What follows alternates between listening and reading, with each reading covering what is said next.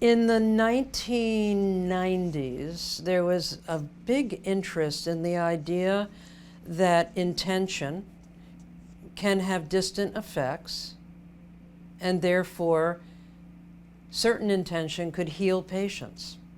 The next thing would be, well, who's the best at focused intention? And we said, well, healers that claim they heal. A whole variety of healers came in. And the study was like this. We told the healer, bring with you either a patient or a student with whom you have a strong like a healing connection.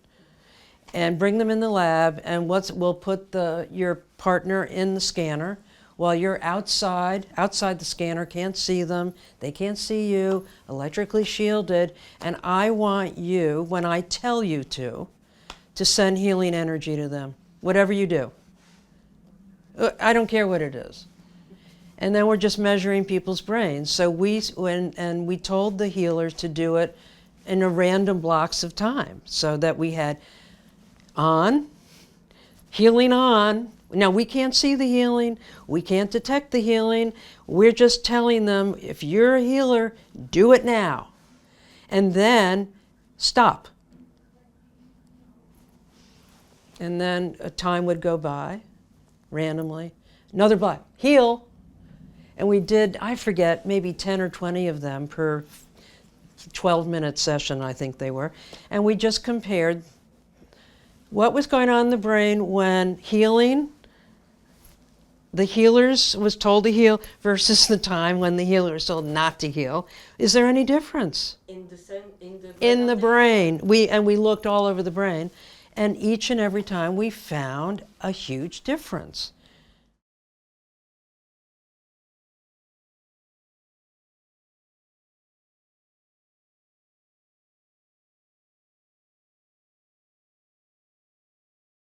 I started reading about quantum physics. And then when you start really getting into the weeds about that, it raises the hypothesis that if two atoms that are interconnecting, and we now know from many, many physics experiments that when atoms and even microchips, this entanglement phenomena has been seen in microchips. And so when there's an interaction between two elementary particles and then they're separated in space and go off in opposite directions infinitely into the universe, the idea is that they remain in communication somehow, entangled. What happens to one instantly affects the other, but it doesn't transmit over space and time. So what kind of a signal doesn't take time to go from point A to point B? So in the beginning, when we started looking for this brain-to-brain communication, we called it, in fact, the field called it transfer of neural energy. And very early on, we were criticized by neuroscientists that have been influenced by quantum physics to say, that's the wrong model. It's not that energy is coming out of somebody's brain and going, light years or 3 feet. It's that the brains are interconnected in a non-local way. And that's what modern physics, that is the conundrum of modern physics, is how can it be that things can communicate instantaneously? So then we go, so I started talking to my colleagues, Dr. Clark Johnson and Dr. Todd Richards at University of Washington, just right down the street, about how could we evaluate this hypothesis? And we came up with 2 methods, electroencephalography, EEG. And then I said then, and this is now almost 25 years ago, I said, it's already been shown using EEG technology in twins, that if you flash a light on one twin's eyes and the other twin's in another room in the dark, you can detect electrical signal in that child's brain similar to the one in this kid's brain, which is amazing. And that was the study that I read in a physics journal. And so I went to my colleagues at UW and said, let's replicate it.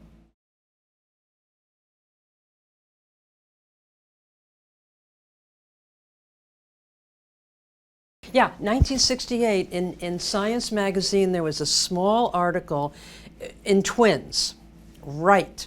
And that was 1968. Nobody really looked at that, again, that I know of, until 1994, when this team, I think they were in Mexico, did the experiment again and replicated. Okay. And so replicating a very odd finding like that is critically important.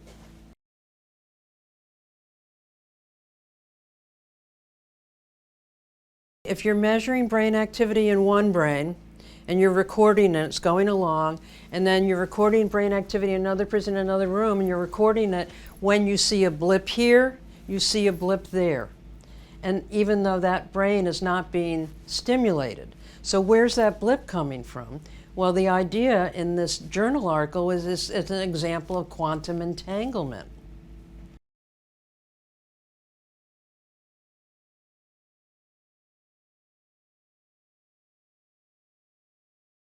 We look for pairs of people who report that they love each other, that they are serious meditators, and that they have a feeling of being very highly connected. People who say, oh, you know, if my daughter, pairs, you know, daughter, mothers, lovers, deep friends, the sensation that people say, oh, you know, I just know that my friend had a car accident. You know, or I woke up in the middle of the night and I had a dream. And you know, all these reports that you hear. And so we look for people like that. And they came into the lab. And the experiment is very simple. And I'll show you later visually, but imagine two rooms that are electrically isolated so that electrical signals can't go back and forth. The rooms are separated by 30 feet, actually 10 meters separation, and both people are asked to look at a screen. And the screen, it's a video screen just like the one behind me, and one of the people is sitting at a desk and looking at a screen. And the other person is in an fMRI scanner, which is 30 feet away, 10 meters away, and their brain is being scanned at the same time that instructions are being sent to the person in the other room that we call the sender. So the sender is in one room, and the receiver is in the fMRI machine. And what the machine does is to measure blood flow in the brain in real time, and blood flow is a proxy marker for neural activity.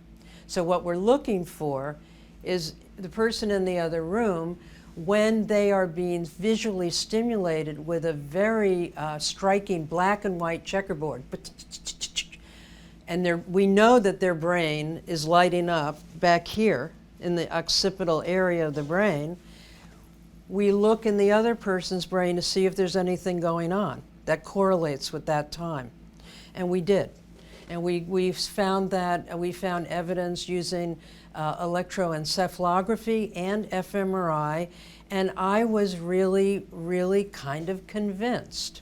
So the hypothesis is, well, if there is this connection, then is it anatomically specific? So for example, if the person in the other room is asked to tap the fingers of their right hand rapidly, we know that that will generate a huge response in motor cortex on the opposite side. So we did an experiment where sometimes a flickering checkerboard comes up for that person, randomly. But sometimes there's an instruction on, when on means tap your fingers, just for a few seconds, and then stop. And what we're looking for is what's going on in the brain of the person in the scanner who is looking at a gray field. That their instruction is Just stare at the center of this field and try to connect to your partner. And so when we did that experiment, what we found was that there was signal that we could detect, statistically significant, in the motor cortex when the person over there was tapping their fingers. But the times that the person was seeing the flickering checkerboard, we saw signal in the back of the brain where the visual cortex is. So I thought, wow, this is really amazing.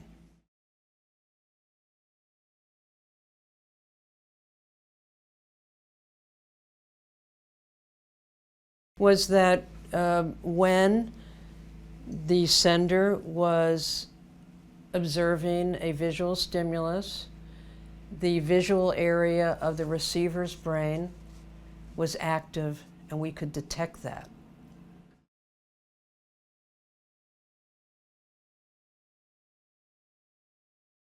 Dr. Tresoldi's group, brilliant.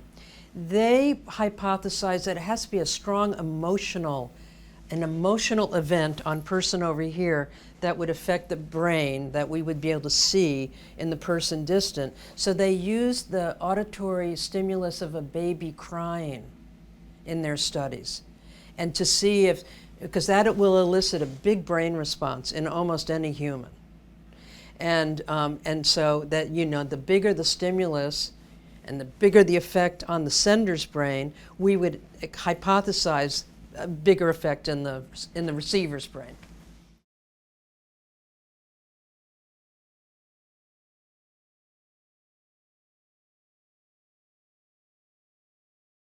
I would say this, is that in the 25 years of our brain research on this question of brain-to-brain communication, that we replicated the findings of EEG. We replicated that and felt very strongly confident, and it was published. And peer review is so important. So, okay, published. Because extraordinary claims require extraordinary evidence. So we don't know, but you see how we need a lab to experiment, to find this out. That's going to be the research agenda for the next 50 years, to figure all this out. So it's the amazing wonderment of science. We don't know, but we could know if we tried really, really, really hard.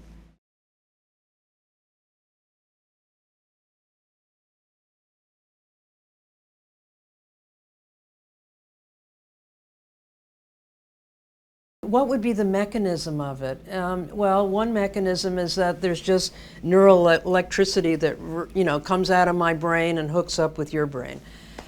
We don't think that's true, because when we put electrical shielding around the brains, we still get a signal. So it's not an electromagnetic force, because electromagnetic forces diminish with the function of distance. Light, the further away you get from the light bulb, right? This phenomena doesn't seem to vary with distance. Do you see how outrageous that is?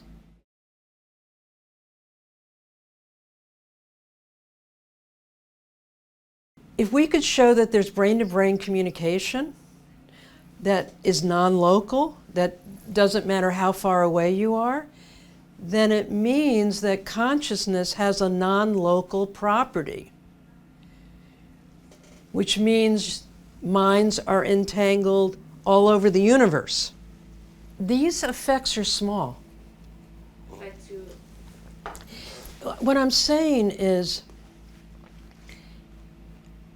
we know they're small because, like right now, let's say it's really true that minds are entangled. So you and I are having this pretty intimate conversation, and now we know each other.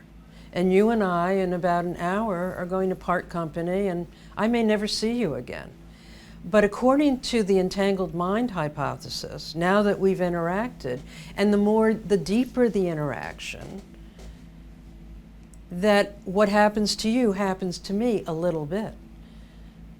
But it's small, otherwise we'd all be feeling everything at once, and we don't. right? I mean, I have the sense that I'm inside my body and my eyes are looking around and nobody can tell what I'm thinking. Thank God. Thank God.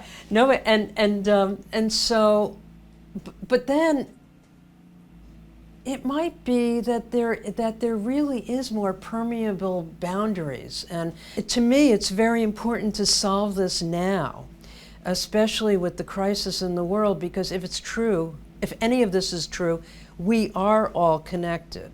I think that is the fundamental hypothesis: is that are all brains interconnected at some transcendent level of being, and some people call that God. Universal, and I am not a religious person at all, but I do think that some of these ideas that come out of religion could actually be scientifically tested. If there is brain-to-brain communication, and if it is non-local, then it might be that when the brain dies, some aspect of our mind, non-local existence, persists.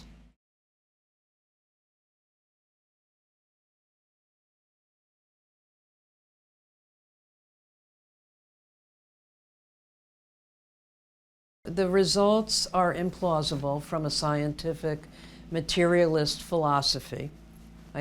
And in fact, I remember getting a review, the mechanism of this effect, quote, is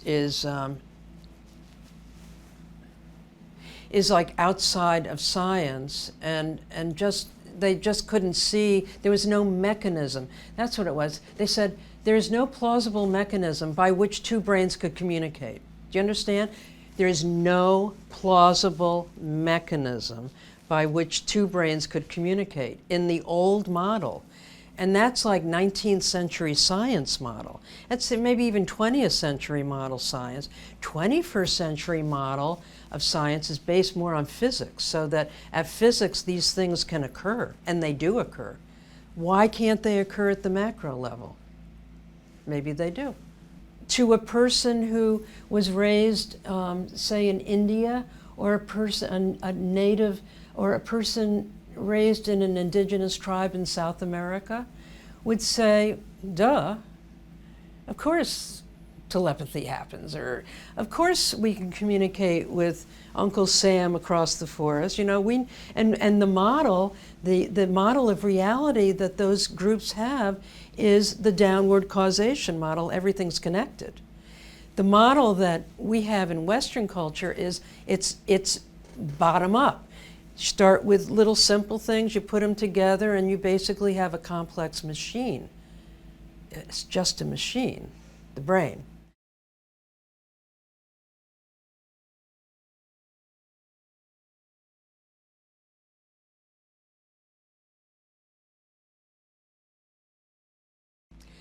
I think it may be inevitable.